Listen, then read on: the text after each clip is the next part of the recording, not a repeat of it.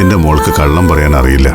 പറയുന്നത് കള്ളമാണെന്ന് ദേ നിന്റെ മുഖത്ത് എഴുതി വെച്ചിട്ടുണ്ട്.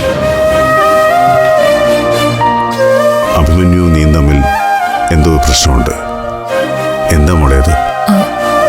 ഒക്കെ അച്ഛന് തോന്നുന്നതാ. അങ്ങനെ ഒരു പ്രശ്നമുണ്ടെങ്കിൽ അബി ഇപ്പൊ ഇങ്ങോട്ട് വരുമോ? വന്നിട്ട് പറഞ്ഞിട്ട് പോയതെന്താ? ജോൽസിനെ കണ്ട് തീയതി കുറിപ്പിച്ചു വെച്ച കല്യാണം 2 വർഷത്തേക്ക് മാറ്റിവെക്കണമെന്ന് പറഞ്ഞ അതിന് ഒരു കാരണം വേണ്ടേ? കാരണമുണ്ടല്ലോ. അച്ഛൻ്റെ കല്യാണം കഴിയട്ടെ എന്ന് പറഞ്ഞല്ലോ. 1 മാസത്തിന് മുമ്പ് ഇവിടെ വെച്ച് നിങ്ങളുടെ വിവാഹ നിശ്ചയം നടത്താനിരുന്ന ഒരു പോലീസ് കേസിന്റെ പേരിൽ മാത്രം മാറിപ്പോയതില്ല ആ നിശ്ചയം. അന്ന് അച്ഛനെ കുറിച്ച് ഒരു ചിന്തയില്ലായിരുന്നു. ഇങ്ങനൊരു ന്യായം അന്ന് കേട്ടില്ലല്ലോ. ഇപ്പൊ പെട്ടെന്ന് അച്ഛൻ്റെ കല്യാണക്കാരി എവിടെ നിന്ന് വന്നു? അച്ഛനെന്തിനാ ഇങ്ങനെ എഴുതാപ്പുറം വായിക്കുന്നേ? ഞങ്ങളുടെ കല്യാണം നടക്കില്ല എന്നൊന്നും പറഞ്ഞില്ലല്ലോ.